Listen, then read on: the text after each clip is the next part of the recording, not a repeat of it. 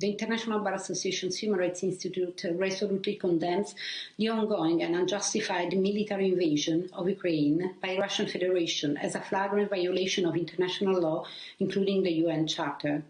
We are dismayed at the emerging reports of violations of international human rights and humanitarian law, including violations of the right to life, liberty and security occurring in Ukraine. We also firmly condemn the arbitrary detention of peaceful protesters in the Russian Federation and in Belarus, and violations of the right to assembly, association and expression and media freedom. We are alarmed by ongoing violations in areas controlled by Russia and in the temporarily Russia-occupied Crimea, involving extrajudicial killings, abductions and enforced disappearances. The IBARI urges the Russian Federation to immediately and unconditionally cease its military invasion into the Ukrainian territory. We urge all parties to ensure immediate, safe and unhindered humanitarian access. The IBARI welcomes the decision of the ICC prosecutors to proceed with opening an investigation into the situation in Ukraine.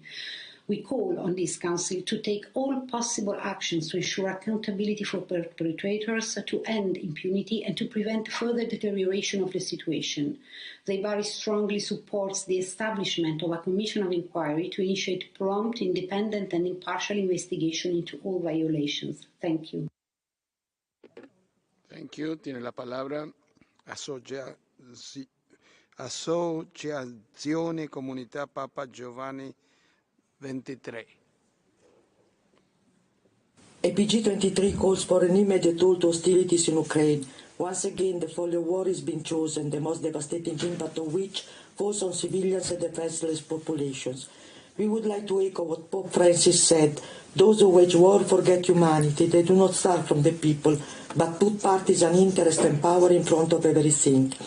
With our long practice as a non-violent peace corps in war zone, we witnessed the catastrophic consequences of wars, widows, orphans and destroyed lives. On the other side, we experienced the constructive force of non-violence. The war in Ukraine, like any other conflict, violates the human rights of individuals and peoples to peace, as well as all the other human rights. We express our solidarity with the populations involved in this conflict and support the efforts of civil society in Ukraine and the Russian Federation, working towards an immediate cessation of hostilities for embarking on a path of true peace and reconciliation. A process of disarmament is urgently needed to guarantee peace. Even more urgent is the need to prevent an escalation into a nuclear war and ensure the humanitarian protection of civilians by also activating humanitarian corridors. In this regard, APG 23, as other NGOs, has already started its humanitarian mobilization. We appeal to the UN and all concerned parties to strive for an end to the fighting, by all means of diplomacy, implementing the principle of peaceful settlement of disputes. Thank you. Thank you. Tiene la palabra United Nations Watch. Council, prepared to defend international peace and basic human rights, to oppose aggression on a scale unseen in Europe since World War II? Will they uphold their responsibility to defend the rules-based international order? Let us consider. 2 years ago, despite our urgent appeals not to do it, the UN elected Russia as a member of this Human Rights Council. This violated the Council's own rules. Members are obliged to uphold the highest standards of human rights. Mr. President, does this Council believe that Russia's bombing of civilians in Kiev, Kharkiv, and other cities and towns across Ukraine upholds the highest standards of human rights? Under the Council's rules, members can be removed on account of gross and systematic violations of human rights. Therefore, if this Council is serious, here's what it must do. 1. Remove Russia from the Council immediately. 2. Adopt a resolution on the situation of human rights within Russia itself. 3. Establish an independent monitor to protect courageous Russian dissidents, such as Alexei Navalny and Vladimir Karamurza, both of whom were poisoned. 4. Abolish the mandate known as the Special Rapporteur on Unilateral Coercive Measures, the purpose of which is to define sanctions against Russia and other dictatorships as illegal. 5. Demand the High Commissioner and independent experts speak out against the crimes in Ukraine. Mr. President, the people of Ukraine are under assault. The time to act is now. Thank you. Gracias. Tiene la palabra Amnistía Internacional. Recording this from a safe place, but part of my team, my family, my friends are now in bomb shelters. As I speak, Russian forces are encircling cities. They are bombing schools with cluster munitions. They are wreaking havoc on civilians and civilian infrastructure. I have witnessed firsthand the unimaginable horror that I would wish on no one, and I fear the worst is yet to come. Russia's invasion to my country is deplorable. It is a violation of the United Nations Charter. It is an act of aggression and an international crime. It cannot stand. As a civilian in Ukraine, as a member of Amnesty International, I look to the UN Security Council for protection, for myself, for my family, for my country, for all those fleeing, for the civil society community in Ukraine operating at great risk. Yet, the Security Council is blocked by the same government that now invades and attacks. This is perverse. It is twisted. It is wrong. I now look to the Human Rights Council and to the ICC with the hope that their responses will be meaningful. This council must create a mechanism to protect the most vulnerable, promote accountability, and preserve evidence of crimes. I also look to Russia, where I see people taken to the streets to oppose this invasion. The same authorities that seek to crush my country are also seeking to crush their voices. The Human Rights Council must act with courage and ambition to stand against of all these violations and crimes. Gracias. Tiene la palabra Caritas Internationalis. Caritas is gravely concerned by the current alarming humanitarian and human rights situation in Ukraine with many civilian casualties. Caritas is witnessing alarmingly high numbers of internally displaced people and people fleeing into neighboring countries, and we appreciate their generosity and solidarity. The present situation in Ukraine is endangering international stability and peace, and echoing the Holy Father brings international law into disrepute. We call for international humanitarian law and human rights to be respected. The civilian population and aid workers must not be targeted, and safe evacuation of vulnerable groups must be facilitated. We appeal to the neighboring countries to continue welcoming refugees and provide assistance without discrimination, including third country nationals. The Caritas Confederation is also deeply concerned by the safety of migrants and refugees left in Ukraine and who are in urgent need of protection. We call on the Office of the High Commissioner for Human Rights and relevant special procedures to closely monitor the human rights situation of vulnerable groups, both in the country and on the move, and who are exposed to increased risks and human rights violations, including human trafficking. Caritas stands in solidarity with the people of Ukraine and all the victims of this crisis and appeals for peace. Gracias. Tiene la palabra Human Rights House Foundation. Mr. President, Human Rights House Foundation strongly condemns Russia's invasion of Ukraine and is appalled by the violence inflicted upon the Ukrainian people as a result of Russia's war. We are inspired by the courage of the Ukrainian people and stand in solidarity with them as they demand international support. HRHF calls on the Human Rights Council to mandate a commission of inquiry in order to promote accountability for human rights violations associated with Russia's war against Ukraine. We also call on member states to ensure full resources are available to the UN monitoring mission in Ukraine. At the same time, we implore the Council to establish a special rapporteur on human rights in Russia. For far too long, the international community has avoided taking concrete action to hold Russian authorities accountable for their domestic campaign to target civil society, silence dissenting and opposition voices, shutter free and independent media, and ban any form of peaceful protest. We now see that these actions to repress the freedoms of assembly, association, and expression have allowed the authorities to wage an unprovoked war against their neighbor. For these reasons, we also call on the Council to request the General Assembly to suspend Russia's membership in this body. We also remind member states to take all necessary steps to ensure the safety of Ukrainian, Belarusian, and Russian human rights defenders and their families as Russian authorities expand their brutal assault against them. In the short term, governments must be prepared to use their diplomatic presence in Ukraine to protect human rights defenders and their families at significant risk and facing imminent threat by Russian authorities. HRDs and their families will also continue to require urgent and emergency visa support and resources while abroad to continue their important work. Thank you. Thank you. Now I give the floor to a joint statement by Child Rights Connect. Joint statement by Child Rights Connect, Eurochild and other NGOs. We stand in solidarity with all the children, families and organisations that are working in Ukraine and neighbouring countries in these extremely difficult times. We're profoundly concerned by the rapidly deteriorating humanitarian situation facing children and the short and long-term consequences on their rights. We condemn the recent attacks on schools and kindergartens in Ukraine. The war will have knock-on effects throughout Europe at a time when the pandemic has already deepened inequalities.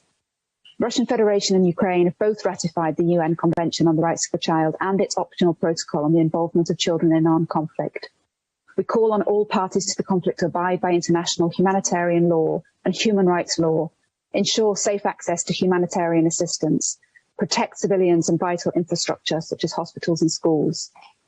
We echo the UN experts' call to protect the rights of all human rights defenders, including child human rights defenders, who are exercising their right to freedom of peaceful assembly, association and expression. As networks, organisations and individuals committed to protecting and promoting the human rights of children, we stand united against war. We reiterate the Secretary-General's call for a ceasefire and a return to dialogue to stop the escalation. We support the establishment of a commission of inquiry by the Council and any other accountability mechanisms to deal with violations and abuses of children's rights. Thank you. Thank you. Tiene la palabra International Service for Human Rights. We condemn Russia's illegal war of aggression in Ukraine and associated massive human rights violations. We stand in solidarity with the people of Ukraine and with brave human rights defenders in Russia calling for an end to war and looking to the Council to contribute to peace, security and justice. We strongly support a commission of inquiry to promote accountability for human rights and humanitarian law violations and abuses associated with Russia's aggression. It is absurd and offensive to speak of constructive dialogue while Russian bombs and missiles indiscriminately kill Ukrainian children, women and men and destroy their hospitals and schools. We urge the Council to mandate a special rapporteur on human rights in Russia. Putin's ability to wage a war of aggression is aided and abetted by Russia's brutal repression of civil society, lack of free press, severe restrictions on freedom of expression, association and assembly, and massive disinformation. The Council should also recommend that the General Assembly suspend Russia's Council membership, which is a stain on the Council's institutional integrity. Finally, we welcome the unprecedented coordination, support, sanctions and humanitarian assistance provided by EU and other states in response to this crisis. We hope that this becomes the principal benchmark rather than the selective exception as to how the global community responds to all such grave human rights situations and brutal authoritarians. Gracias. Tiene la palabra International Lawyers Organization. InternationalLawyers.org recognizes that the human right to peace is the collateral of the prohibition of the use of force and the duty of all states to resolve their disputes peacefully in the United Nations Charter. We urge both Ukraine and Russia to resolve their dispute peacefully. We urge Russia to immediately bring itself into conformity with international law by ending its use of force against Ukraine. We recognize the right of a people's fighting for self-determination to use all necessary means to achieve this right. These means should, however, be strictly directed towards achieving self-determination. We are concerned that the unlawful use of force by member states of this Council has created the impression that the use of force in international law is acceptable. We urge the Council to reiterate that all uses of force that are not a response to an armed attack are inconsistent with the right to peace. This includes the unlawful use of force against the people of Afghanistan, Iraq, Palestine, Syria, Libya, Somalia, Yemen, Sudan, Algeria, Haiti, Panama, Grenada, Vietnam, Laos, Cambodia, among others. If law is weaponized to punish only some unlawful uses of force, the rule of international law is weakened. All unlawful uses of force should have the consequence that they are ended and that reparations are made to those who have suffered as required by international law. The right to peace is a right of all persons. Gracias. Tiene la palabra International Human Rights Association of American Minorities. National Human Rights Association of American Minorities deplores the loss of life in Ukraine, calls for an immediate ceasefire and prompt humanitarian assistance.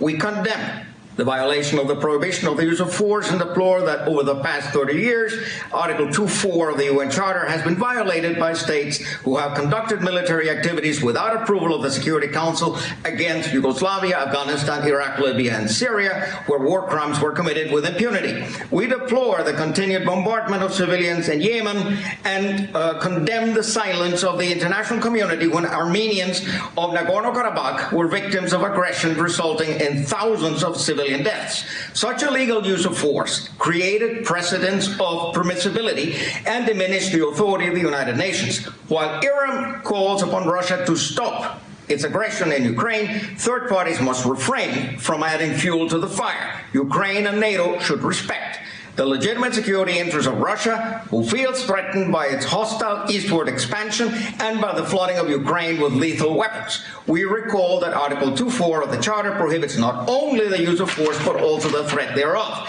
In 1962, the world was saved from nuclear apocalypse by a quid pro quo. Soviets removed missiles from Cuba, Americans removed missiles from Turkey. Today, the world demands a compromise that guarantees sustainable peace based on a new security architecture for Europe and the world.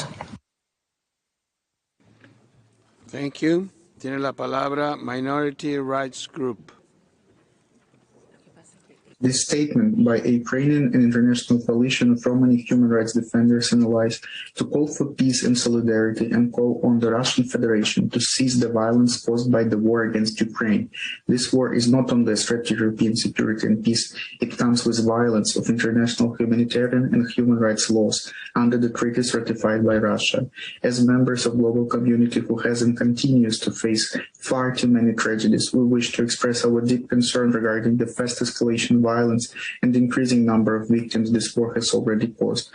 From the Second World War to the Balkan Wars of the late 90s, history has shown us that in times of war or conflict, the plight of Roma, as well as other minorities, is continuously ignored, rendered invisible, and used to further our persecution. As we are witnessing people of all nations stand in solidarity in countries around the world, let us collectively fight for peace, justice, and integrity concretely by continuing to unite and take stand against the forces of war and violence, calling on authorities and aid actors to ensure that Roma minorities and marginalized people are granted equal access to protection and safety when seeking refuge, including those without identity documents. As Human Rights Council, we ask you to establish a commission of inquiry able to monitor the human rights violations and violence experienced by Roma and other minorities who often face double consequences during the war. I thank you so much. Thank you. Tiene la palabra International Humanist and Ethical Union. Thank you, Mr. President.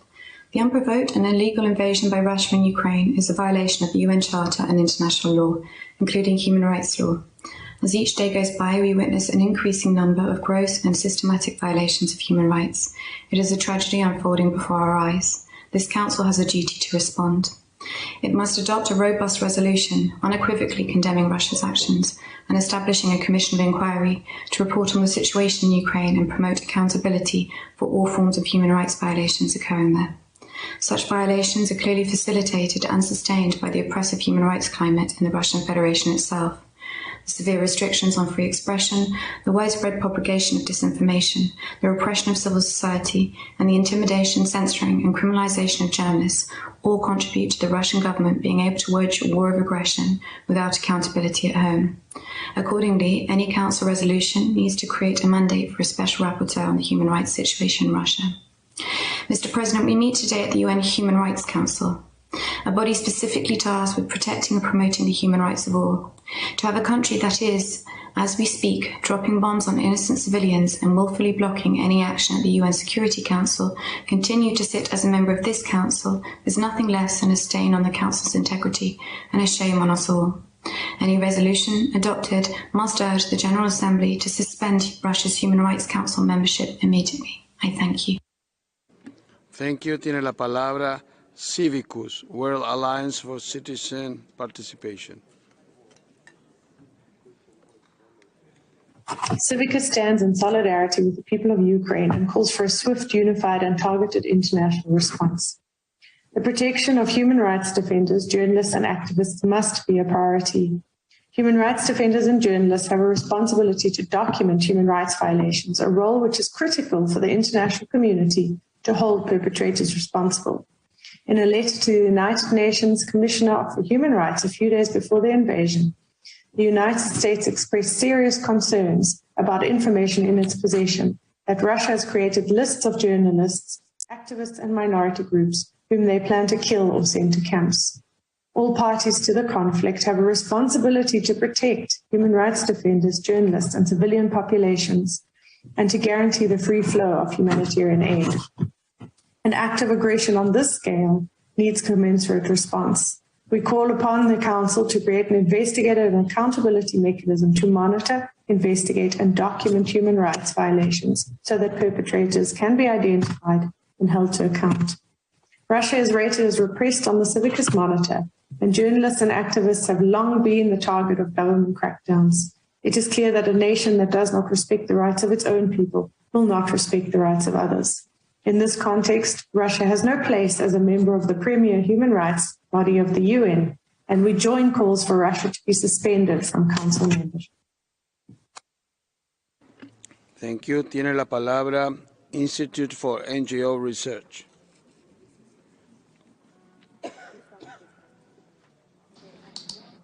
Thank you. The world is horrified and appalled by the Russian aggression against an invasion of Ukraine. Russia is engaged in mass war crimes and crimes against humanity, including indiscriminate bombings on apartment buildings, opera houses, and parks. Russia has attacked Jewish cultural heritage sites like the Bar Yar Memorial. And Russia has employed prohibited thermobaric bombs wreaking mass destruction. Unlike in other conflicts, Ukrainians are not firing hundreds of rockets a day on Moscow or St. Petersburg. They are not suicide bombing Russian buses, weddings, or kindergartens. They are not setting up their military headquarters in hospitals, nor storing mass arsenals of missiles in churches, schools, or UN facilities. They are not shooting at, balloon bombing, nor digging dozens of terror tunnels to kill and kidnap Russians living along the border. They are simply defending against a blatant attack on their existence. Since 2014, this council has done next to nothing on Russia's aggression in the region. It has adopted no company blacklist for Russian settlement business. There have been no moves to cooperate with ongoing ICC investigations. There have been no commissions of inquiry, permanent or otherwise. And just last week, a day before the invasion, OHCHR accepted a $2 million donation from Russia. Will this donation be returned? Will the members here adopt the resolution and establish a commission of inquiry? Will they provide evidence to the ICC now that the prosecutor has opened a full investigation? Mr. President, we shall wait and see. Thank you. Gracias. Tiene la palabra Mat for Peace, Development and Human Rights Association. شكرا سيدي الرئيس. تعرب مؤسسة ماعت للسلام والتنمية وحقوق الإنسان عن قلقها العميق أزاء التطورات الأخيرة في أوكرانيا، حيث ترى أن هذا التصعيد بين الجانبين الروسي والأوكراني يقوض السلم والأمن الدوليين ويجعل المدنيين هدفا للأعمال العدائية غير المشروعة التي تتعارض مع مبادئ وأحكام القانون الدولي الإنساني. لقد خلفت هذه الحرب التي لم يمر عليها سوى بضعة أيام أكثر من 100 قتيل في صفوف المدنيين، بينهم أكثر من 50 من النساء والأطفال وإصابة 400 آخرين، فيما اضطر نحو 600 ألف مدنيا للفرار جراء هذا التصعيد. لاحظت مؤسسة ماعت وجود هجمات عشوائية مدمرة للبنية التحتية والأعيان المدنية استخدمت فيها الذخائر العنقودية وهي أسلحة عشوائية محظورة دوليا. سيدي الرئيس، ترحب مؤسسة ماعت بقرار الاتحاد الأوروبي بمنح اللاجئين الأوكرانيين حق الحماية والعمل في دول الاتحاد لمدة 3 سنوات، وتطالب مؤسسة ماعت بالوقف الفوري لإطلاق النار والانخراط في مفاوضات غير مشروطة للوصول إلى هدنة إنسانية تضمن وصول المساعدات إلى الفئات المتضررة. شكرا سيدي الرئيس.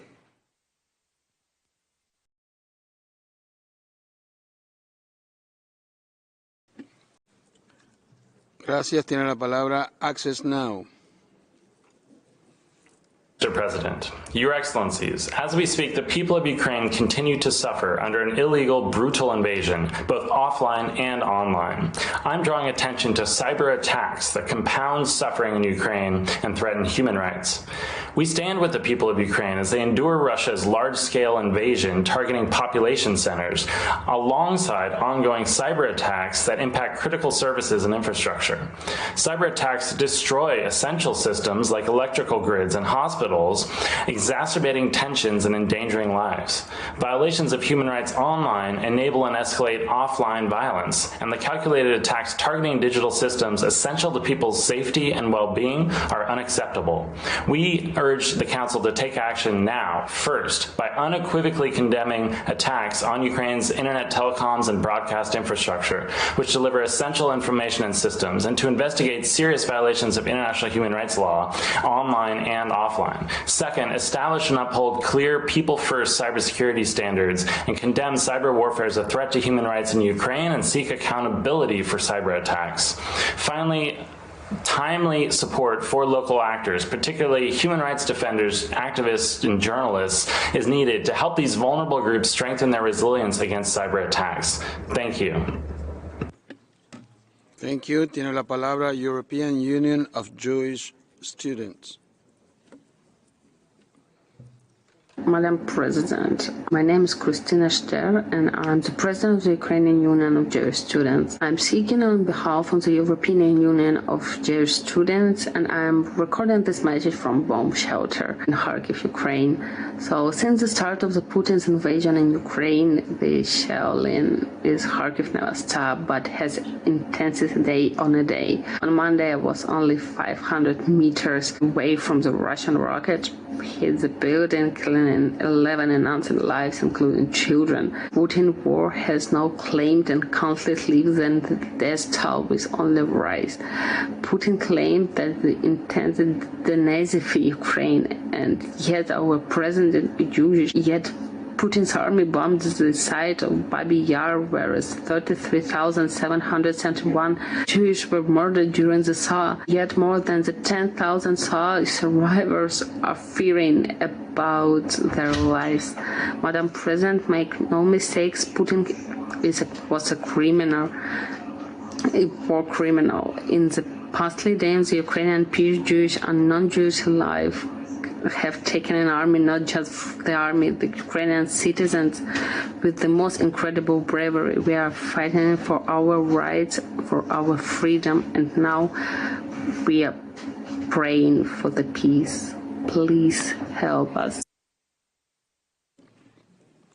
Gracias. Tiene la palabra Partners for Transparency.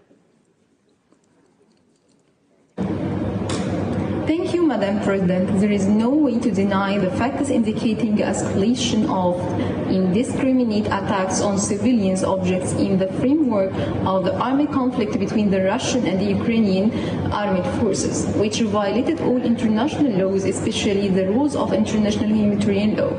As all parties showed as a blatant disregard for the lives of civilians and used weapons with a wide impact on densely populated areas.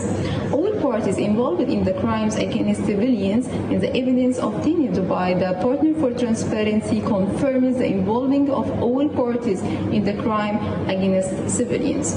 In this way, the Ukrainian army continue to target public service and population points in Donetsk.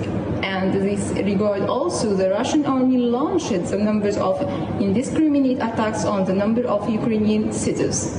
So, Partner for Transparency recommends that the necessary for all parties to stop targeting civilians with respect for the international humanitarian law. Second, the need to investigate all human rights crimes that occurred during this conflict and hold this responsibility on account to prevent immunity through the human rights mechanism for the Human Rights Council. Thank you, Madam President.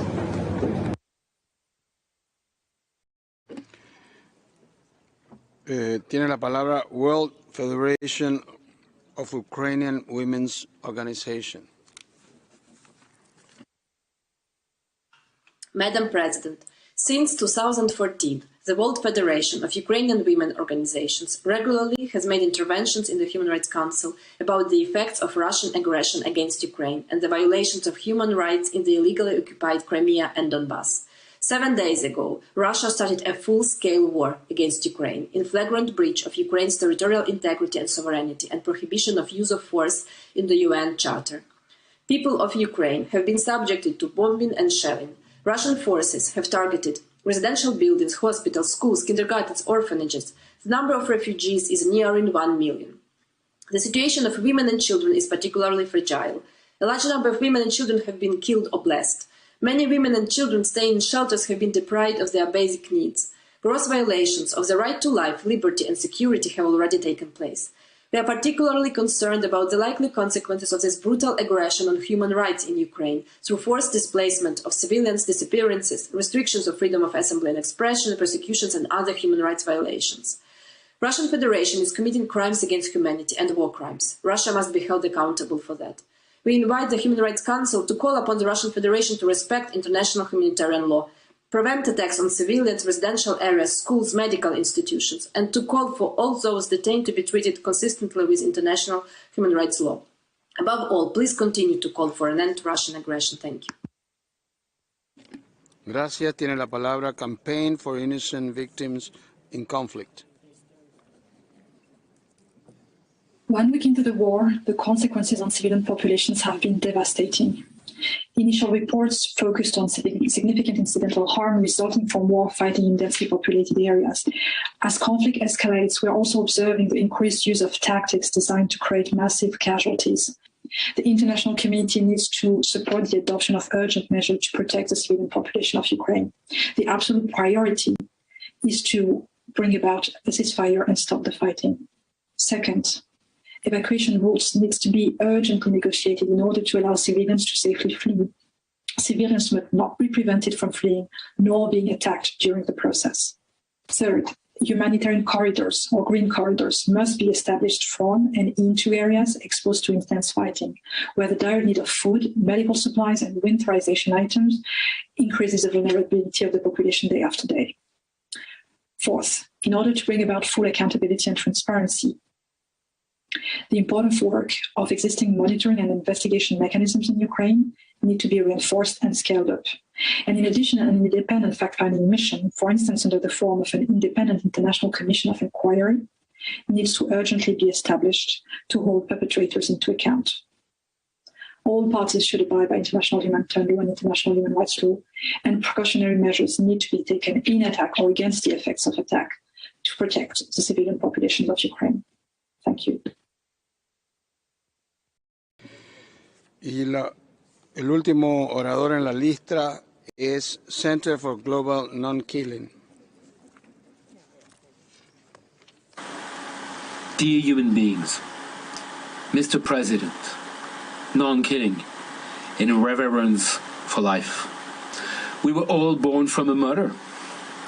We were all nurtured, or will be, until we become adults, persons capable of reasoning, capable of love, and thus of respect for life, every life, universal life. Humanity is facing again a conscientious crisis. It is not a matter of winning or losing, or of strife, or of a culture of peace being stronger than a culture of war, or of how we failed, once again, to prevent it. Though, as every life, it counts. It is about leading a normal life, each and every one of us. Whatever our functions or merits, as human beings, normal people on a sustained planet in a sustained peace. They are high humble people who need to review their behaviors and attitudes regarding the right to life. If they come to respect life in all circumstances, may they be pardoned. Senseless and heartless killing must stop, now as forever. We are all part of the solution. We can all become non-killing centers. Thank you.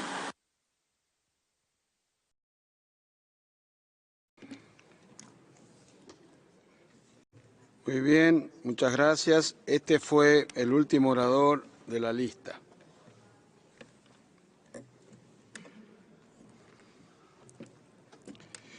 Antes de comenzar a tomar acción sobre el proyecto de resolución L1, sugiero que hagamos una prueba de votación para que cada Estado miembro se familiarice con el sistema de votación. Cuando pida a la Secretaría que abra la máquina de votación, las luces de los botones de votación empezarán a parpadear. Si desean votar sí, pulsen el botón verde más. Para el no, pulsen el botón rojo menos y el botón blanco 0 para la abstención. Ahora invito a todos los representantes que pulsen uno de estos botones en el sistema de votación, el cual tiene una pegatina con la leyenda voto y que se encuentra en la mesa de uno de sus asientos.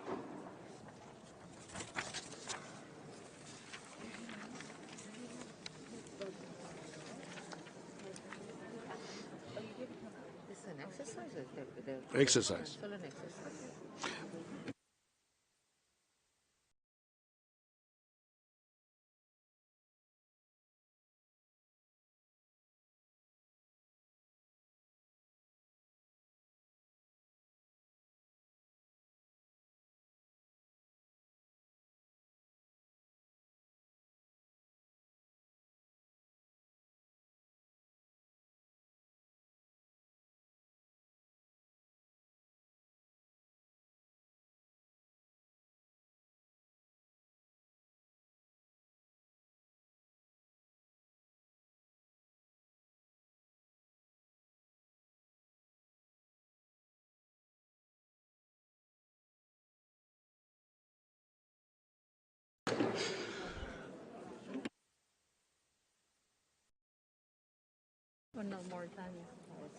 Estamos esperando un Mauritania que...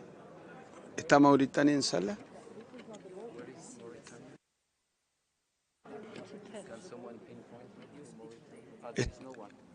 ¿No está Mauritania en la sala? Ok.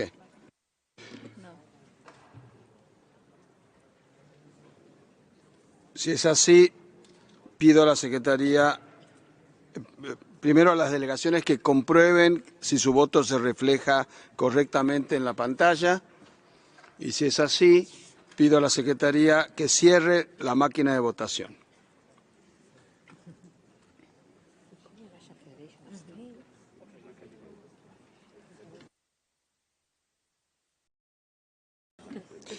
Ahora vamos a empezar a tomar acción sobre el proyecto de resolución.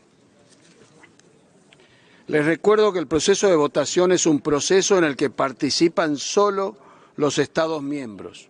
Los Estados observadores solo pueden intervenir en dos casos: en la fase de presentación de un proyecto de propuesta o cuando el Estado observador sea un país concernido por un proyecto de resolución o decisión. Salvo en estos dos casos, los Estados observadores no podrán tomar la palabra hasta que finalice el proceso de votación, ni para plantear una cuestión de orden.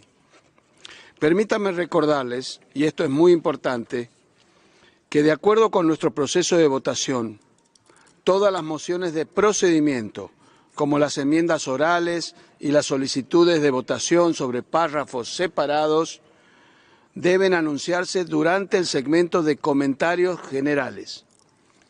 Si una moción de procedimiento se plantea por primera vez cuando la votación ha comenzado con la explicación de voto, la moción se considerará inadmisible. Les ruego que tengan esto presente. También les recuerdo que de acuerdo con el artículo 128 del reglamento de la Asamblea General, el patrocinador de un proyecto de propuesta o de una enmienda no está autorizado a explicar su voto sobre su propuesta o enmienda. Por último, el tiempo de intervención durante el proceso de votación es de 3 minutos para todos y todas. Excelencias,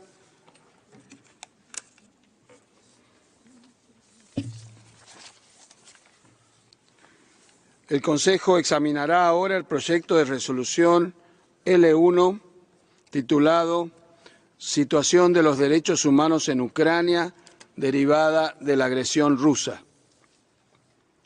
Doy la palabra a la representante de Ucrania para que presente el proyecto de resolución L1 titulado Situación de los derechos humanos en Ucrania derivada de la agresión rusa. Señora embajadora, tiene la palabra.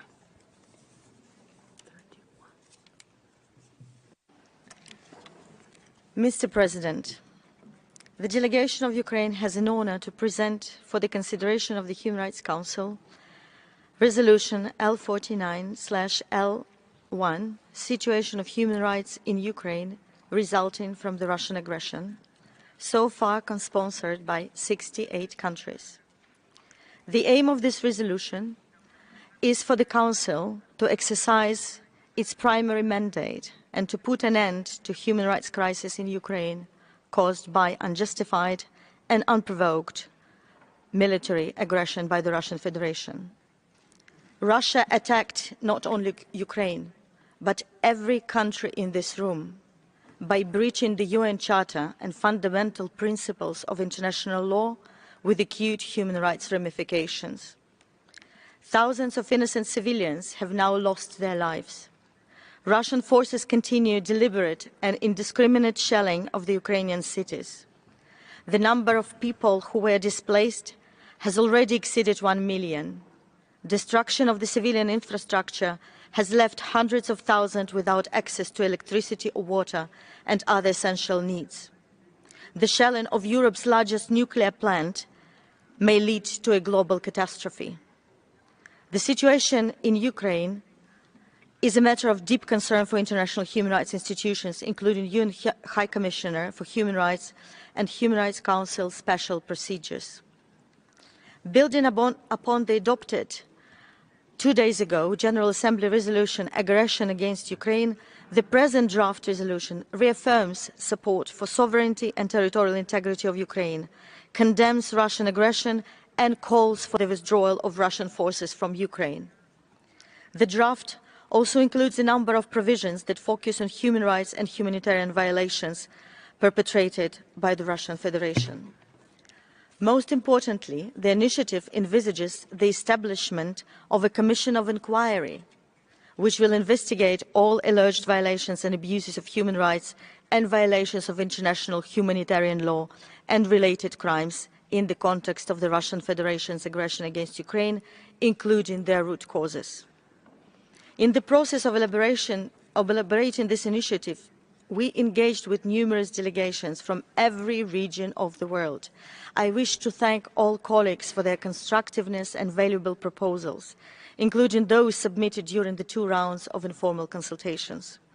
We have made our best efforts to accommodate most of the received comments and suggestions and genuinely believe that the revised version, which have been distributed among delegations, has become stronger.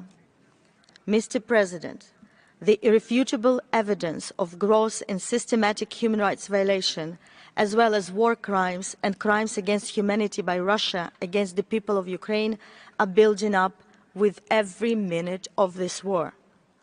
We know who the war criminals are and who is the chief among them. It is our common duty to ensure accountability by mandating the documentation and verification of Russia's crimes and identification of those responsible. This is the only way to ensure that such blatant dereliction of human rights values, which we deeply cherish, will never repeat itself in any place of the world. Therefore, Ukraine looks forward to the adoption of this important action and counts on your active and strong support. And now, I would like to observe the moment of silence for all victims in Ukraine stemming from the Russian aggression and invite my colleagues to join me.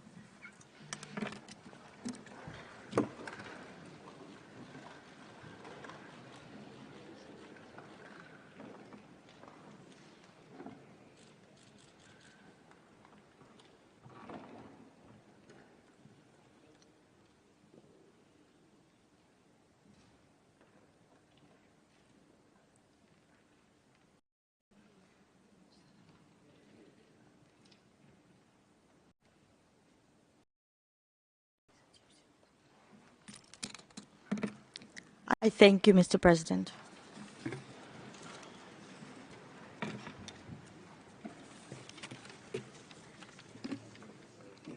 Muchas gracias, señora embajadora.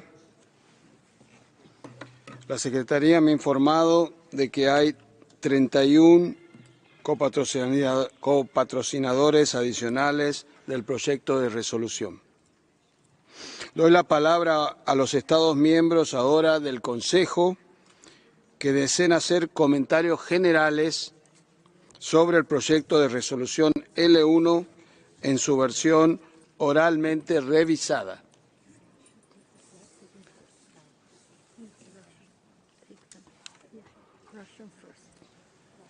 La delegación de la Federación Rusa tiene la palabra.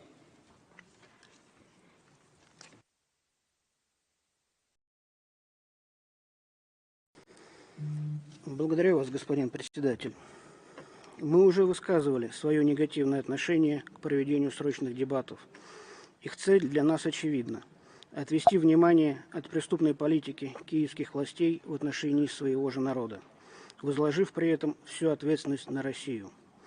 Рассматриваемый проект резолюции это наглядно подтверждает.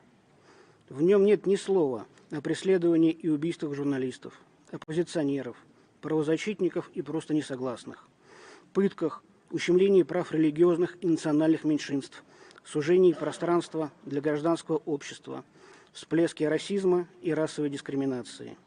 Между тем, все это стало реальностью и неотъемлемой частью современной Украины. Прибавьте к этому развязанную Киевом войну со своим же народом в Донбассе. Все эти 8 лет Украина под одобряющие кивки своих западных кураторов осуществляла обстрелы населения Донецка и Луганска, держа в страхе их жителей. Хотя бы кто-нибудь из вас, уважаемые европейские и американские коллеги, осудил эти действия, убийство тысяч людей, детей, посочувствовал их страданиям, вызванным постоянными бомбежками и блокадой? Не нашли мы в тексте резолюции и осуждения в адрес западных кукловодов Киева, которые накачивают страну летальным оружием. По всей видимости, им безразлично, что поставляемые на Украину переносные зенитно-ракетные комплексы и другое вооружение будет убивать и калечить. Тем временем киевский режим сознательно выпускает из тюрем уголовников и бесконтрольно раздает им оружие, которое уже используется против гражданских лиц. По всей Украине орудуют мародеры, грабящие и убивающие простых людей. Не боитесь ли вы, господа западные миротворцы, что ваше вооружение попадет в руки таких уголовников и будет также использовано сначала против гражданского населения Украины, а потом вернется к вам, уже по каналам преступных группировок? Скажут ли вам за это спасибо жители Европы? Отмечаем исключительно однобокий характер рассматриваемой резолюции. Не находим в ней какой-либо практической пользы. В конце концов, для неравнодушных к ситуации на Украине уже 8 лет существует возможность высказаться в ходе регулярных диалогов в рамках СПЧ по положению с правами человека в этой стране. Добавим сюда наблюдательную миссию ООН по правам человека на Украине, которая все эти годы собирает и обобщает информацию о том, что там происходит. Это делает создание нового механизма по расследованию бесполезной траты средств, которые можно было бы направить на помощь простым гражданам Украины. Однако все это вряд ли заботит авторов резолюции, использующих любые средства для того, чтобы возложить всю ответственность за происходящее на Украине на Россию. В этой связи мы просим поставить проект резолюции на голосование и будем голосовать против этого документа. Призываем делегации также выступить против этой инициативы. Господин председатель, только что прошла минута молчания, против которой мы ничего не имеем. Считаем, что любая человеческая жизнь бесценна и требует от того, чтобы они помнили. Надеемся, что почти в память всех погибших на Украине в этот момент зал, хотя бы и присутствующие в нем дипломаты и представители Управления Верховного комиссара ООН по правам человека, наконец вспомнили о тысячах замученных и убитых киевским режимом жителей Донбасса. Благодарю вас.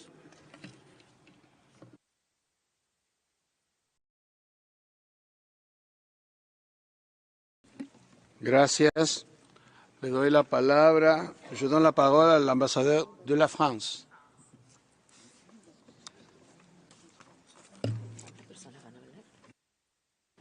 Merci, Monsieur le Président. Monsieur le Président, Madame la Haute-Commissaire, j'ai l'honneur de m'exprimer au nom des États membres de l'Union européenne qui sont membres du Conseil des droits de l'homme. Ce commentaire général a été approuvé par l'Union européenne dans son ensemble. L'Union européenne souhaite tout d'abord féliciter et témoigner de sa solidarité et de son soutien à la délégation ukrainienne qui travaille dans des circonstances très difficiles et sous d'extrêmes pressions. Dans l'épreuve, vous avez fait tout votre possible pour tenir compte des préoccupations et des demandes de vos partenaires du monde entier afin de présenter un texte équilibré et de permettre à davantage de délégations de le coparrainer et de voter oui. Monsieur le Président, la position de l'Union européenne est désormais bien connue. Il n'y a qu'un seul agresseur dans cette guerre, c'est la Russie. Pas l'OTAN, pas l'Europe, pas l'Ukraine. La Russie doit être tenue responsable de ses actions. Malgré les appels de la communauté internationale, l'offensive russe s'intensifie au point de bombarder la centrale nucléaire civile de Zaporijia au risque de conséquences effroyables pour l'Ukraine, l'Europe et le monde. La résolution qui nous est présentée crée une commission d'enquête qui examinera toutes les violations et tous les abus des droits de l'homme et les violations du droit humanitaire international dans le contexte de l'agression de la Fédération de Russie contre l'Ukraine. L'Union européenne soutient pleinement la création de cette commission et espère qu'elle sera opérationnelle dès que possible. Pour ces raisons, les États membres de l'Union européenne qui sont membres du Conseil voteront oui à la résolution. Je vous remercie, Monsieur le Président. Merci. Tiene la palabra Alemania. Thank you, Mr. President. Germany aligns itself with the EU statement. Yesterday's debate sent a very clear signal. The vast majority of member states condemn the Russian aggression against another state and a member of this council. The concern about the dire human rights situation caused by this aggression is close to unanimous. The Council has been clear and strong in its condemnation in a practically unprecedented manner. In her statement, the High Commissioner for Human Rights pointed out the grave human rights violations committed by the Russian forces. Those are the facts. The distortion of the truth and misinformation campaigns of one delegation must not remain unanswered. In this regard, I commend the mission of Ukraine, Ambassador Yevgenia Filipenko, and all her staff. Their courage and professionalism in these days impresses all of us. Mr. President, the territorial integrity and sovereignty of a UN member state is at stake. Fundamental principles of the UN Charter, international humanitarian law and human rights law have been violated.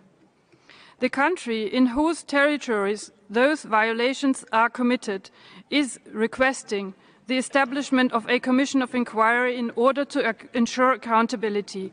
Let us follow this request. Germany fully supports the establishment of a commission of inquiry and the resolution we are voting on today.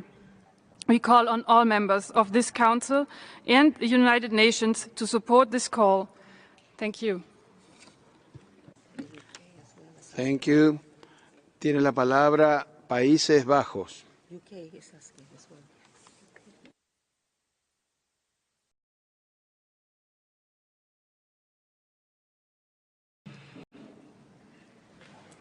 Thank you, Mr. President. The Netherlands aligns itself with the general comment delivered by France on behalf of the European Union.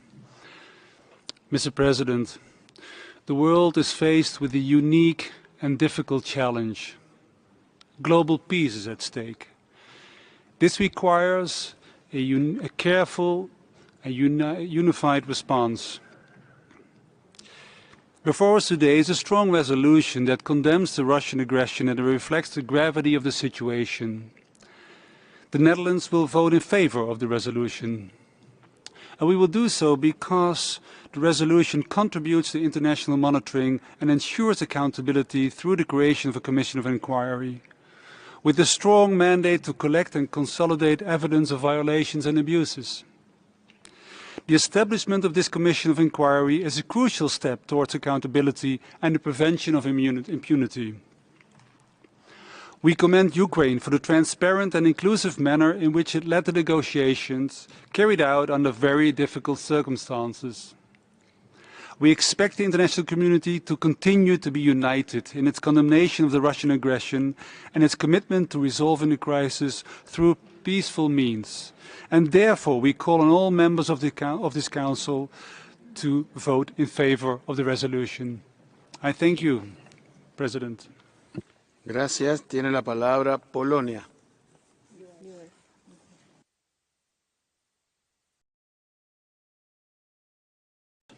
Madam High Commissioner, Madam Deputy High Commissioner, Madam Assistant Secretary General, colleagues, Poland aligns itself with the general statement delivered by France on behalf of the European Union and wishes to add some remarks in its national perspective. From the very beginning of the ongoing Russian military aggression against Ukraine, Poland condemns Russian actions in the strongest terms. We are shocked by the increasing human impact already amounting to hundreds of civilians killed and injured, and over 2 million of displaced persons, including 1 million of refugees. As the Polish Foreign Minister Zbigniew Rau said in this very council 2 days ago, this unprecedented armed attack by Russia destroys the foundation of the existing security architecture and constitutes a flagrant violation of international law, including the United Nations Charter. It is openly confirming our worst fears that Russia holds human rights in complete disregard. What we have seen in the recent days is inconceivable for a peaceful and safe world. A state, permanent member of the United Nations Security Council, as well as a member of this Council, has invaded an independent state and, with cold blood, attacked its citizens, including women and children. It seems that tragedies of the past 20th century world are emerging. We cannot remain passive while facing these atrocities. Today it is crucial to stop the aggression and to prevent the aggressor from committing further violations of international law, including humanitarian law and human rights law. This is why Poland strongly supports the resolution situation of human rights in Ukraine stemming from the Russian aggression tabled by Ukraine. This resolution focuses on the critical human aspect of the Russian aggression, but also proposes to establish a commission of inquiry to investigate all human rights violations and abuses related to this aggression, and to collect the evidence with a view to bring the perpetrators to justice. This is of crucial importance for us, for this Council, to make this happen. And for these reasons, Poland will support the resolution, will vote in favor of this resolution, and respectfully ask all the other members of this Council to do so. I thank you. Gracias. Tiene la palabra el Reino Unido.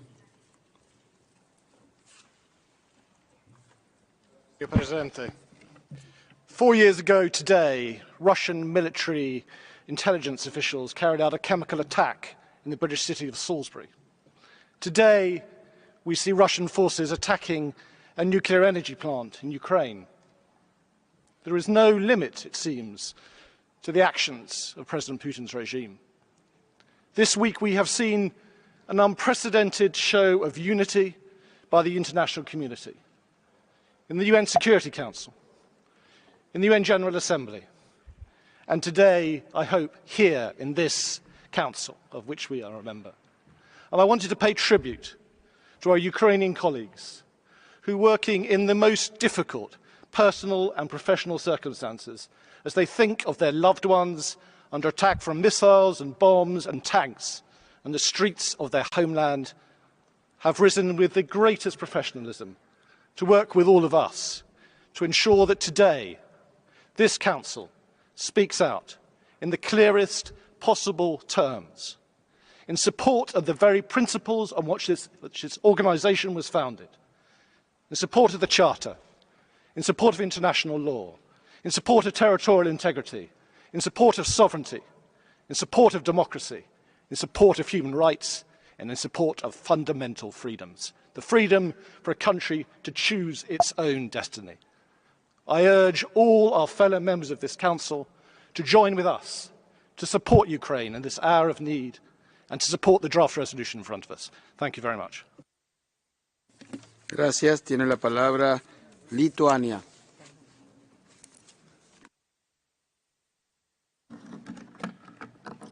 Thank you, Mr. President, Madam High Commissioner, Excellencies, ladies and gentlemen. Lithuania fully supports the statement delivered earlier on behalf of the European Union.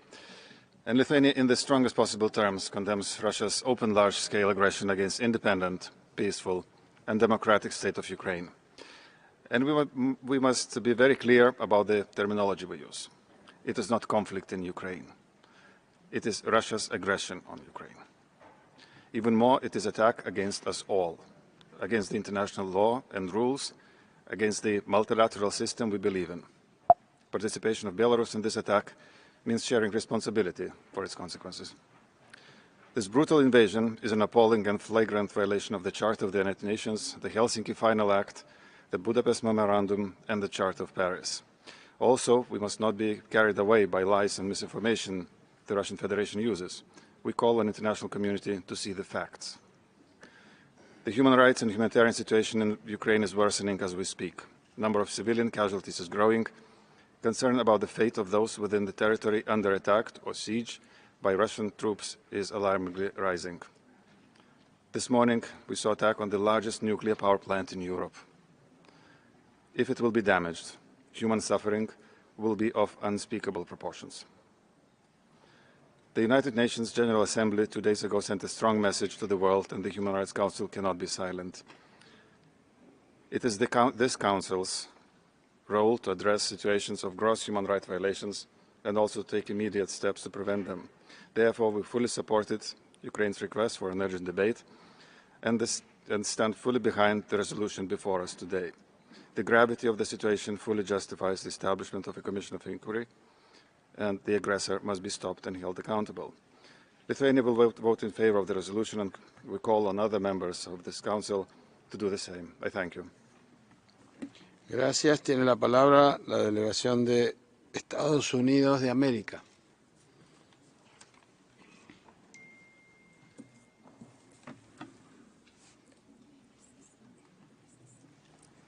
Mr. President, Excellencies, Russia must be held to account for the grave human rights situation caused by its senseless, premeditated, and unprovoked military attack on Ukraine.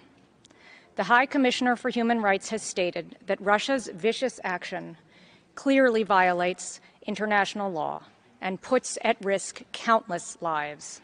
The Secretary General has lamented the rising death toll and concluded that Russia has violated the UN Charter, Article 2(4) of which states that all member states shall refrain in their international relations from the threat or use of force against the territorial integrity or political independence of any state. With millions of civilian lives at stake, Ukrainian and non-Ukrainian alike, as Russian troops open fire on the streets of Kyiv, as they drop bombs on residential buildings in populated areas, as they shell kindergarten students in their schools, Russia must be held to account by this Council. Over 1 million people have been forced to flee their homes in fear of their lives. The United States stands for upholding international law. The United States stands in support of the UN Charter. Mr. President, Excellencies, the United States and all American people stand with Ukraine and its people. Thank you. Gracias. Ahora no hay más. Ahora escucharemos al otro país concernido mencionado en el proyecto. Doy ahora la palabra al distinguido representante de Belarus.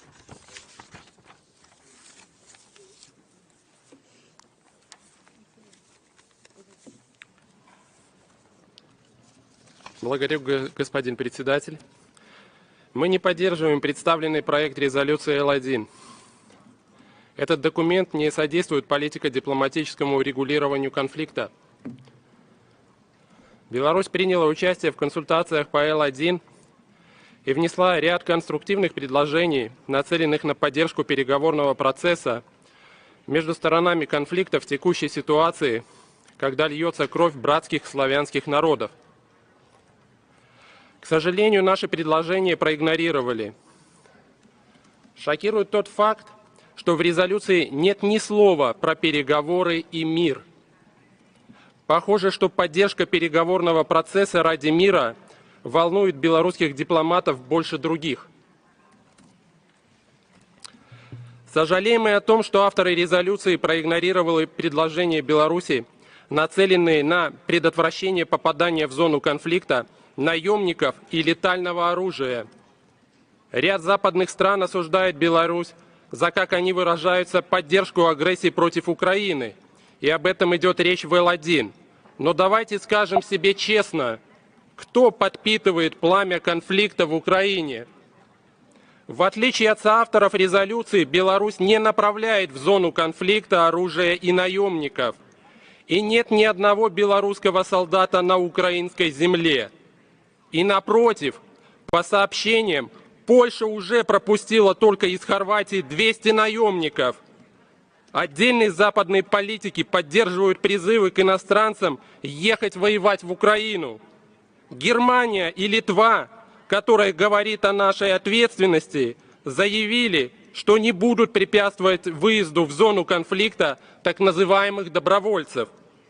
Вы, соавторы проекта резолюции Л1, упрекающие нас в нарушениях прав человека, предали свои идеалы, которым поклонялись, когда сейчас без колебаний лишаете инвалидов права на участие в Паралимпийских играх, запрещаете спортсменам участвовать в международных соревнованиях, лишаете миллионы людей по всему миру права на свободу передвижения, закрывая воздушное пространство, когда разрываете контракты с артистами, отчисляете по национальной принадлежности студентов из университетов, останавливаете гуманитарные проекты для детей, отключаете людей от международных платежных систем и сервисов, лишаете людей права на информацию, отключая им доступ ко всем информационным ресурсам из России и Беларуси.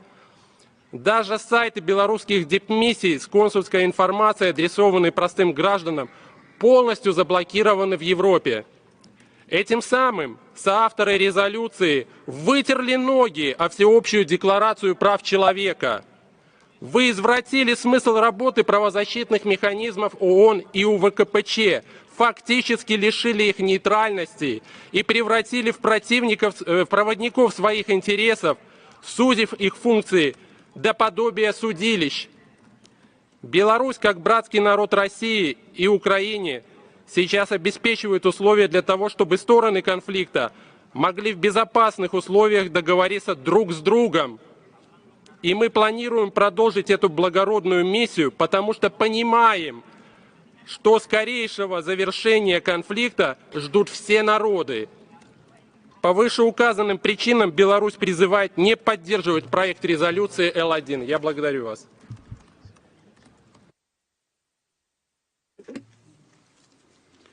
Muchas gracias. La Secretaría me ha informado de que hay consecuencias presupuestarias por programas por un importe de $4.163.500 americanos para este proyecto de resolución. Una copia de la declaración ha sido publicada en la extranet del Consejo. El Consejo procederá ahora a tomar una decisión sobre el proyecto de resolución L1 en su versión oralmente revisada. Daré la palabra a los miembros del Consejo que deseen hacer explicaciones de voto antes de la votación sobre el proyecto de resolución L1 en su versión oralmente revisada.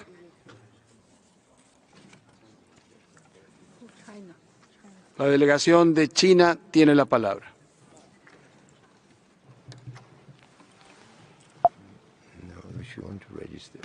主席先生，中方一直密切关注乌克兰局势，支持和鼓励一切有利于和平解决乌克兰危机的外交努力。当前联合国采取的任何行动，都要以地区和平稳定和各方普遍安全为重，应当有助于局势降温，推动外交解决。中方一向反对将人权问题政治化和借人权问题对别国施压，不赞成任何可能激化矛盾的做法。因此，我们反对设立乌克兰问题独立国际调查委员会。中国代表团不能支持 L1号决议草案。谢谢主席先生。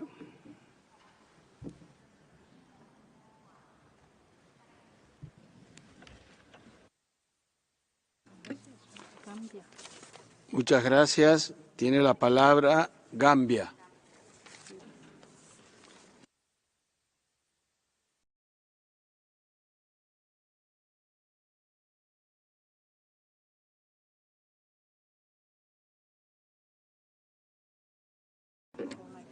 Microphone, please.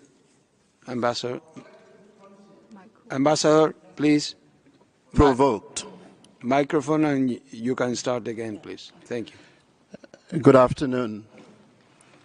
As Gambia sits here, we wish to take the floor and add our voice on a very difficult moment. Our collective conscience is not only tested, but provoked. The fact that the global community is dealing with this very unfortunate situation, and more importantly, loss of human lives and rights, is indeed disheartening. The Gambia is disturbed with the far-reaching implications of such acts to the global community. Multilateralism, sovereignty, territorial integrity, and our collective humanity is provoked in bounds that we have never experienced for a very long time. The Gambia stands for upholding international law and the UN Charter and protection of humanity and sovereignty of nations. We encourage all of us to sit back for a moment and draw to our humanity and encourage courage and conviction and diplomatic solutions for the bloodshed to stop.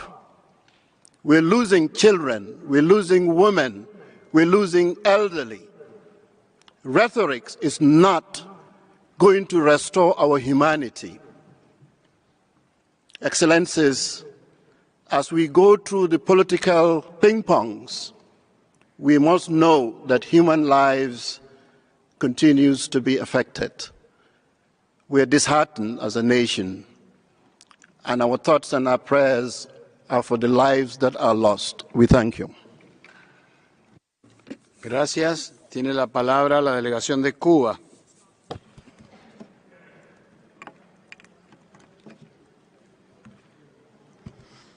Muchas gracias, señor presidente.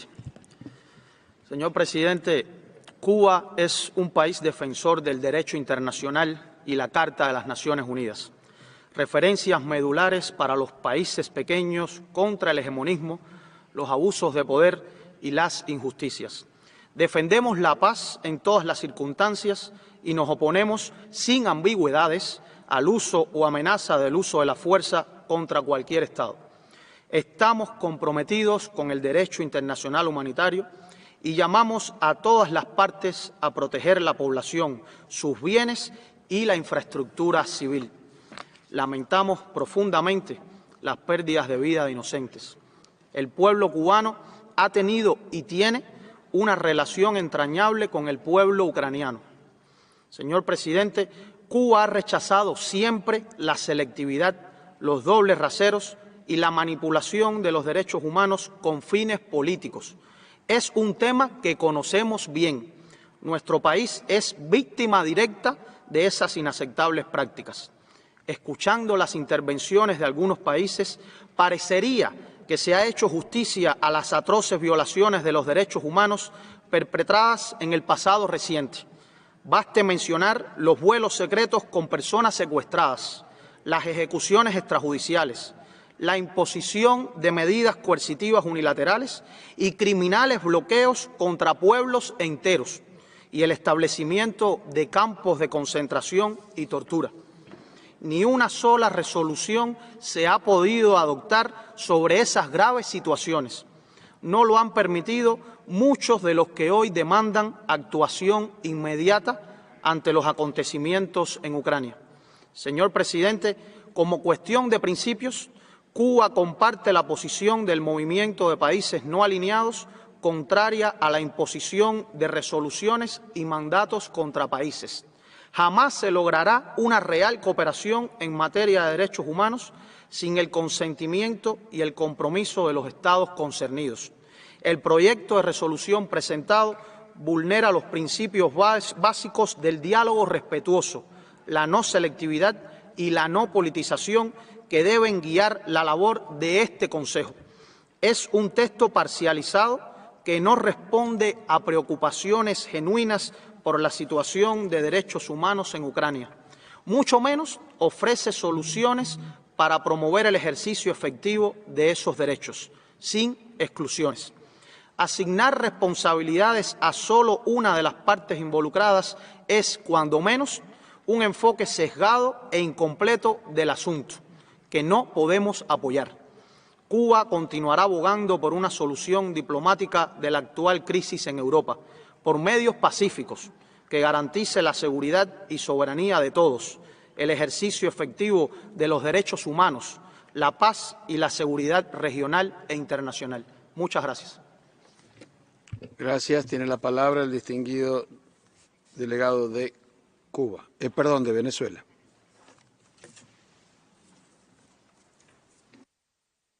Gracias, presidente. Venezuela reitera todo lo expresado en el día de ayer durante este debate urgente sobre la crisis en Ucrania.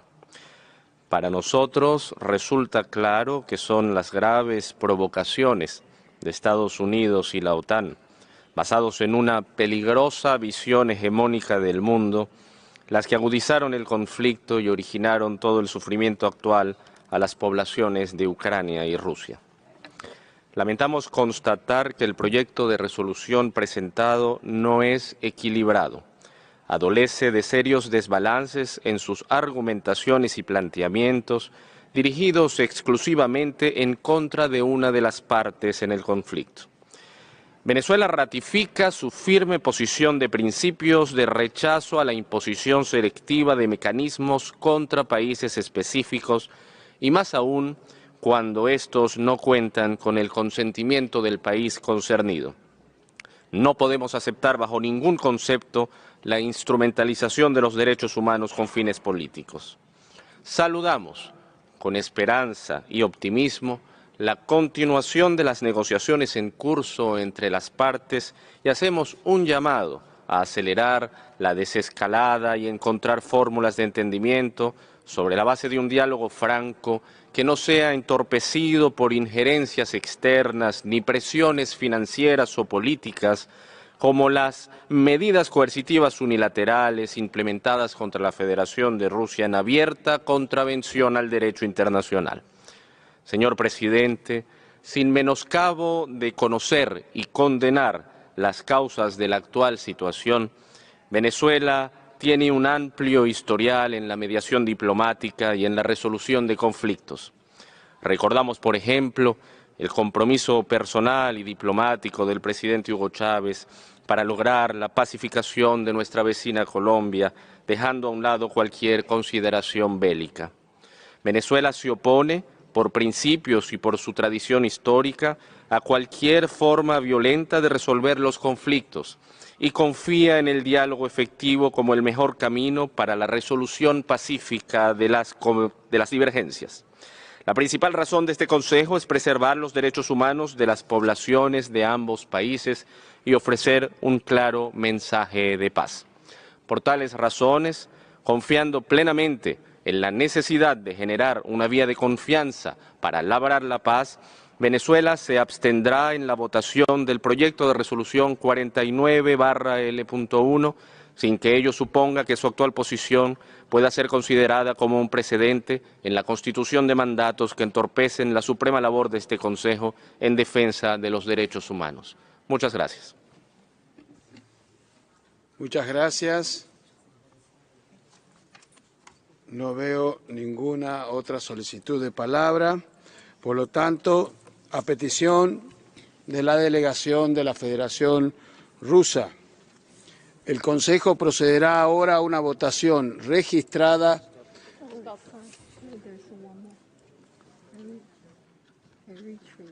Perdón, la delegación de Eritrea tiene la palabra.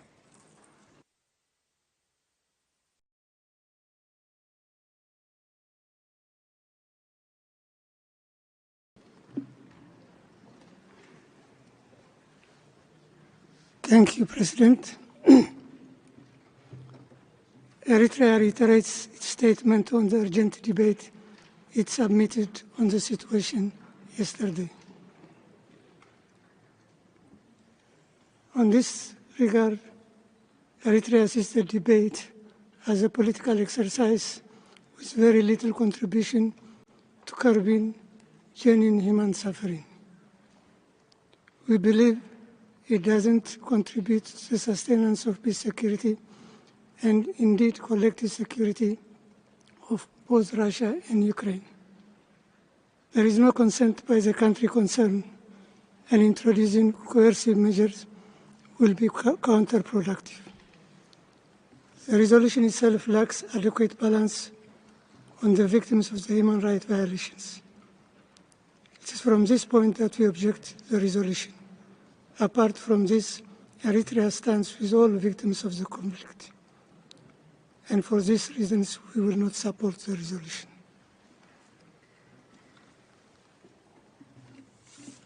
Gracias.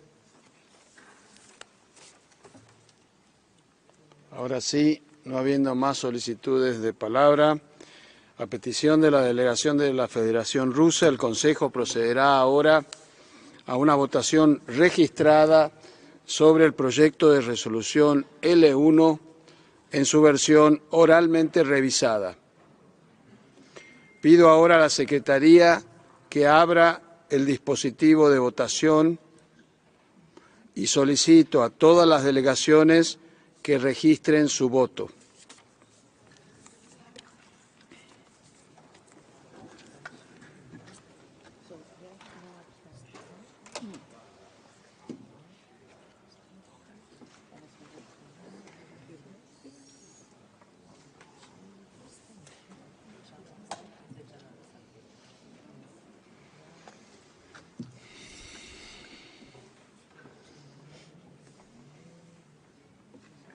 ¿Están todos? Han registrado todas las delegaciones su voto. Pido a las delegaciones que comprueben que su voto se refleja correctamente en la pantalla.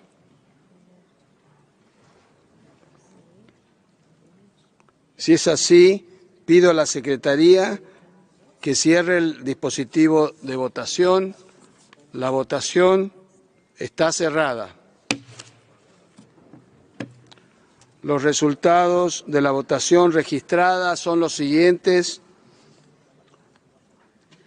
32 votos a favor, 2 votos en contra, 13 votos en abstención. El proyecto de resolución L1 en su versión oralmente revisada es, por lo tanto, adoptado. Copia del resultado de la votación se cargará en breve en la extranet.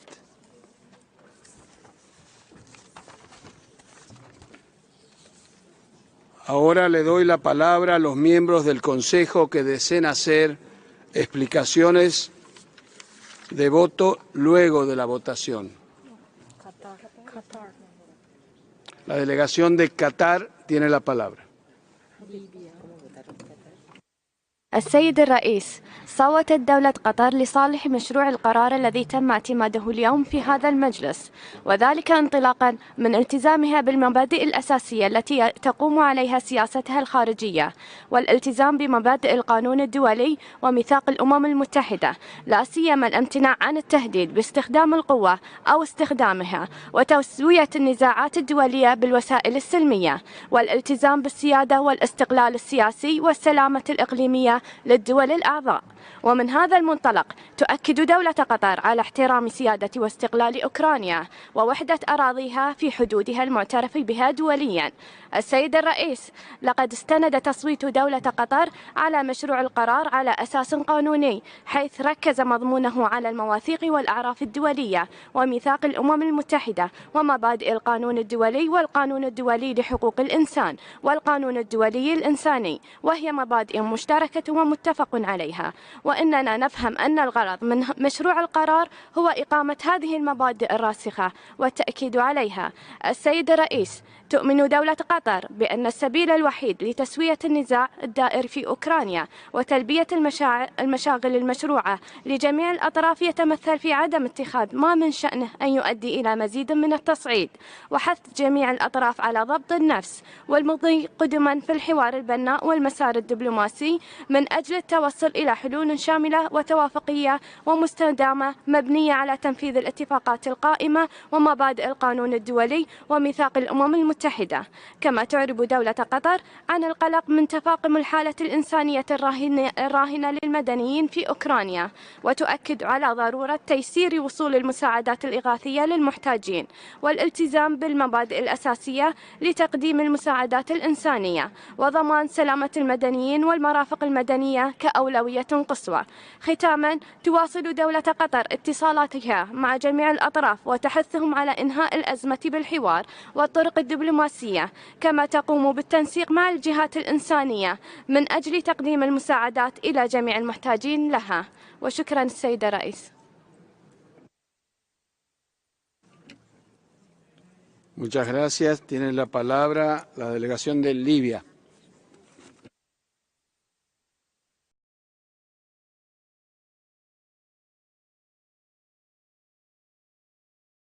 شكرا سيد الرئيس.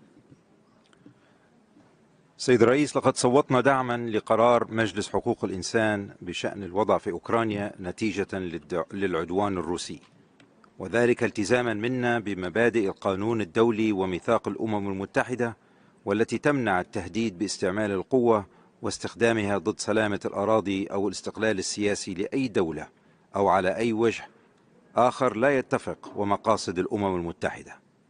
وانبثق ذلك من تجربتنا، فقد عانت بلادي كثيرا من التدخلات الأحادية وغير المشروعة في شؤوننا الداخلية، الأمر الذي كان له الأثر المباشر في زيادة حدة الصراع وارتكاب كثير من انتهاكات القانون الدولي الإنساني وحقوق الإنسان. وأشير هنا إلى الدور الخطير التي قامت به بعض العناصر المسلحة الأجنبية في ليبيا، ولذلك نؤكد على احترام الاستقلال السياسي وسلامة الأراضي وسيادة كل الدول ومنع التدخل في شؤونها الداخلية. شكرا سيد الرئيس.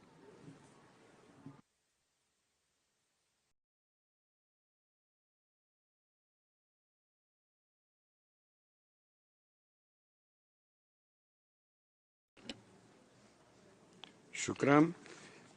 Tiene la palabra la delegación de Malasia.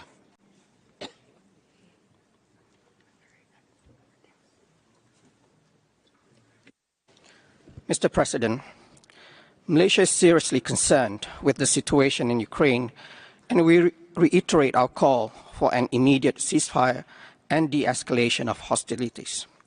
We call upon all parties to uphold and respect the principles enshrined in the Charter of the United Nations and international law, including respect for sovereignty and territorial integrity, as well as peaceful settlement of disputes and the maintenance of international peace and security.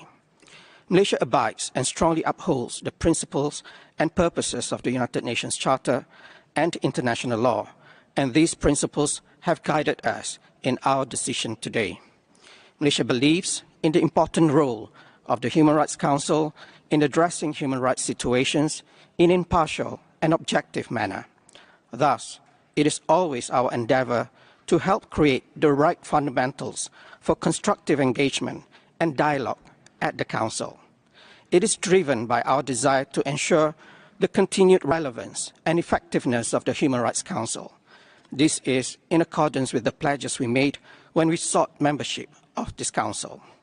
This Council is far too important, and we must not set it up for failure. Malaysia has voted in favor of the resolution based on our strong conviction of the need to uphold the fundamental principles of the United Nations Charter. It is important that all parties cooperate and abide by the decisions contained in the resolution. At the same time, we strongly encourage members of this august body to continue to facilitate dialogue in a balanced and objective manner towards finding a diplomatic solution to the conflict. This is our collective responsibility in accordance with our commitments under the Charter. Thank you. Thank you. Tiene la palabra Nepal.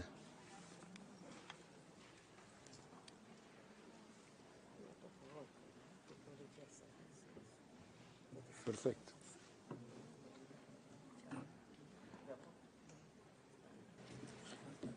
Mr. President, the situation in Ukraine is a matter of grave concern. It is urgent to ensure safety and security of lives and property and protect fundamental human rights of peoples in Ukraine. All UN members have the obligation to fully respect the principles of sovereignty and territorial integrity as enshrined in the UN Charter. Diplomacy and dialogue should be fully utilized by the parties concerned to resolve disputes peacefully and amicably. With the expectation that this resolution will contribute towards these principles and values, Nepal voted in favor of the resolution. I thank you.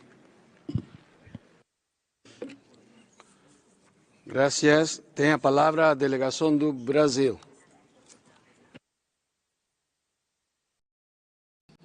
Muito obrigado, Senhor Presidente.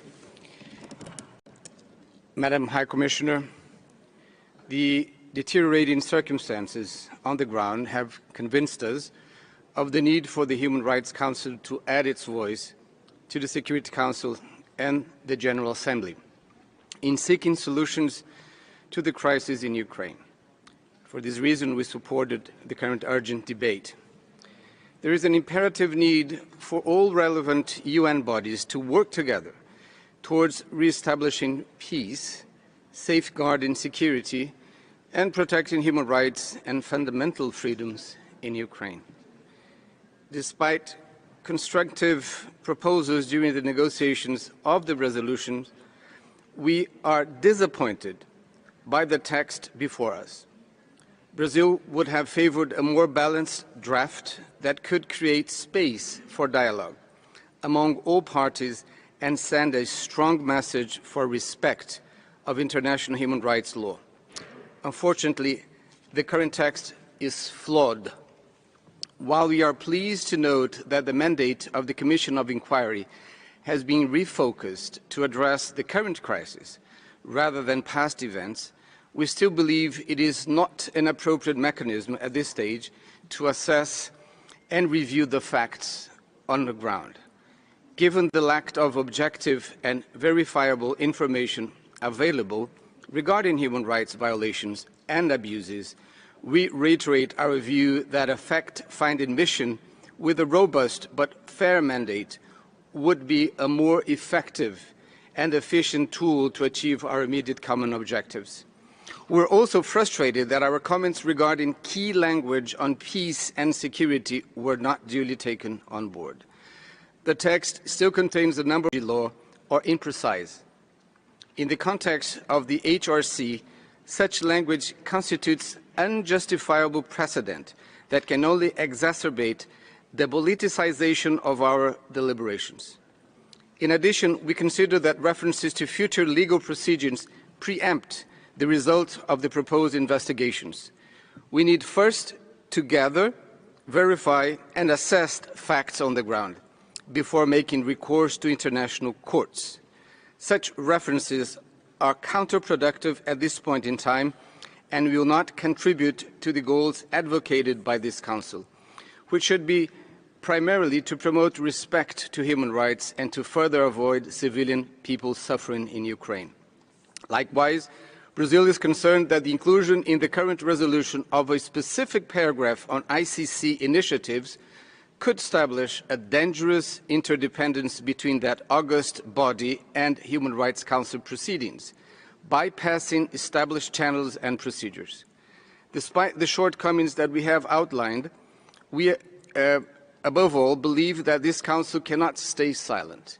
It must first and foremost act according to its mandate to protect human rights in Ukraine and support a peaceful solution to the crisis in the country.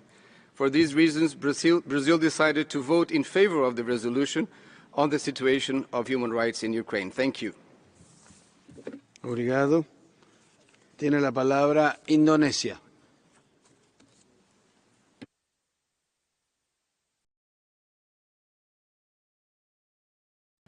Mr. President, respect toward the sovereignty and territorial integrity for all nations, and not only for some nations, has been two of the most fundamental principles that Indonesia deems utmost importance, including in our nation-building journey. For this reason, Indonesia rejects any action that undermines these principles, including military aggression and support of separatism against sovereign state. The attack against Ukraine has resulted in a loss of innocent lives and massive displacement, which also affected a substantial number of Indonesian citizens living in Ukraine. We therefore welcome the resolution prioritization of civilian protection, the call for immediate, safe and unhindered humanitarian access and protection of all persons fleeing the conflict without discrimination. In this regard, we called upon the Council to also pay particular attention to the racism and discrimination based on race, nationality and ethnicity that has become prevalent in the media coverage of the attack. At the same time, Indonesia is aware that escalation of violence is not exclusively committed by only one party of the conflict. It is for this reason that my delegation has called for the cessation of hostilities, the escalation of the conflict, and for all the parties to immediately pursue peace through dialogue and diplomacy. Furthermore, we encourage the international community to contribute to the de-escalation of the situation by creating an enabling and conducive environment for negotiation between the parties and not fueling hostilities. Based on this consideration, Indonesia has voted in favor of the present resolution. Thank you, Mr. Chairman. Thank you. Tiene la palabra la delegación de Ucrania.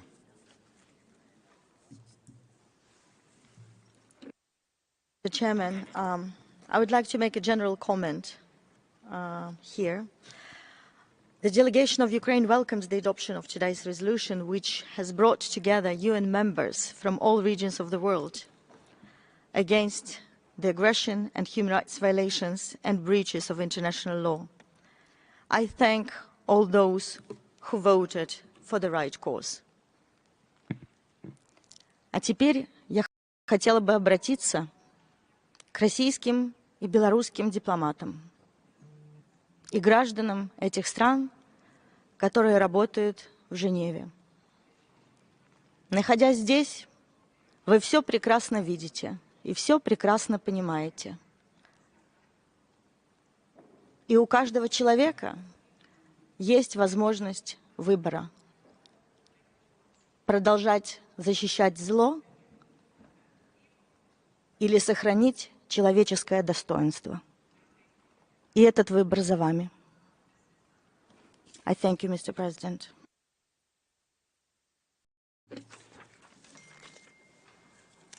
Gracias. Excelencias, con esto llegamos al final del debate urgente sobre la situación de los derechos humanos en Ucrania como consecuencia de la agresión rusa. Nos volveremos a reunir dentro de unos minutos, pero en la sala 19, para tratar las cuestiones de organización y de procedimiento, abrir el punto 2 y proceder con el diálogo interactivo sobre el informe de la alta comisionada sobre los territorios palestinos ocupados. Nos vemos en la sala 19. Gracias.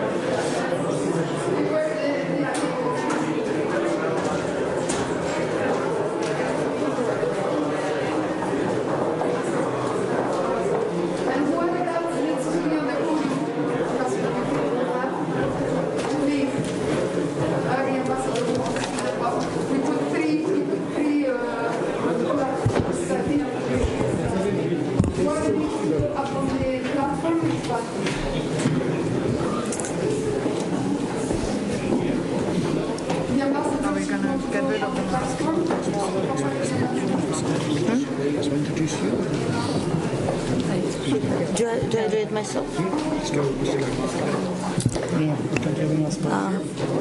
Dear colleagues, today the Human Rights Council adopted a historic resolution. The adoption of this resolution marks the end of the week which has seen Russia isolated at the international level. UN members from all regions around the world joined together at the Council to condemn Russia's aggression against Ukraine in the strongest possible terms. The message to Putin has been clear. You are isolated on a global level, and the whole world is against you. And today, we have seen an overwhelming majority of the Human Rights Council vote to create a strong new commission of inquiry to investigate Russia's barbarous acts. And those from Russia directing and committing violations against my people should be paying attention. The evidence is going to be collected, you're going to be identified, and you're going to be held to account. I thank all those countries who voted in favor of the resolution because they're voting for the right cause. The whole world is standing by Ukraine and Ukrainians who continue to counter the Russian aggression and to fight for their independence, freedom, and territorial integrity. I'm ready to answer your questions.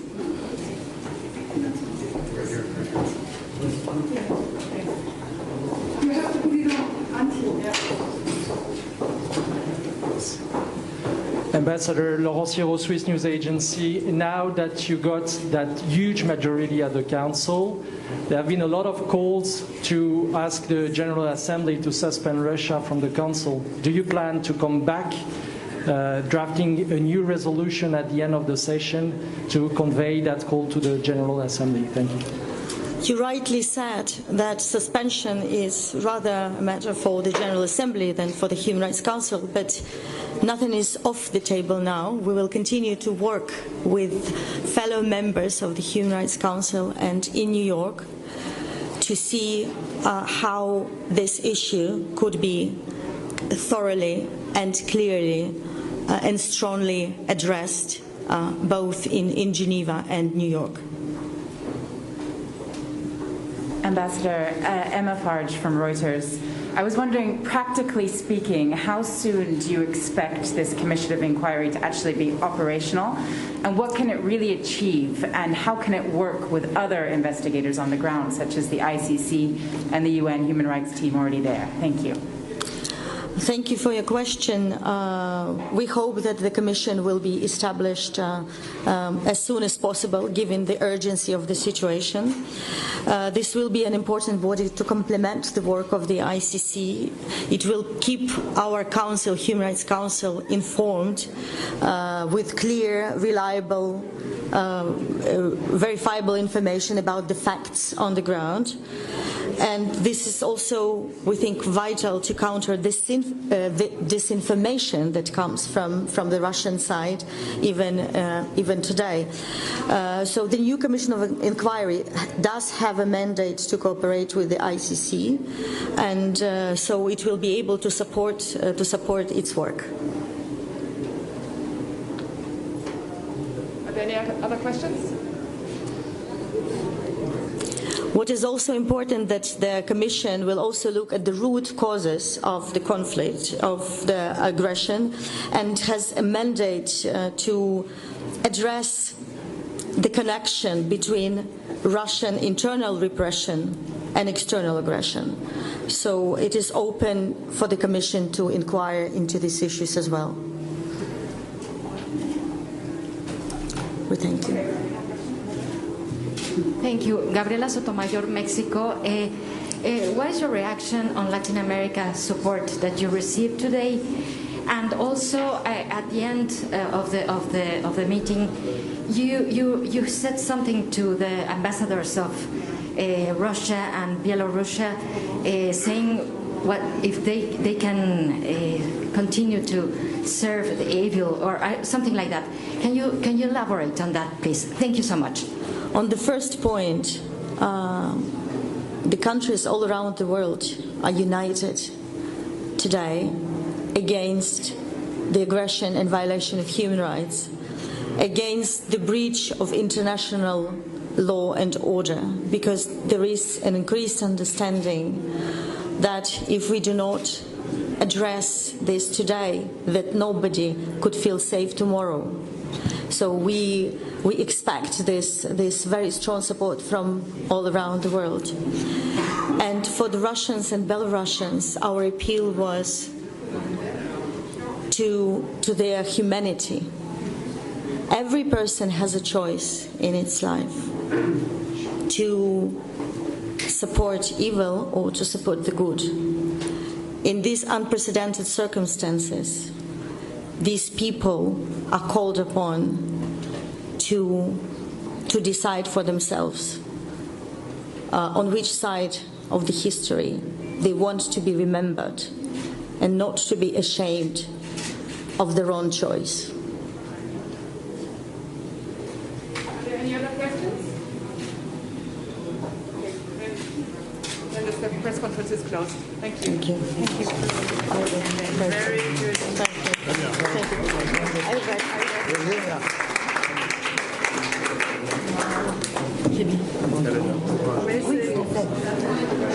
Félicitations.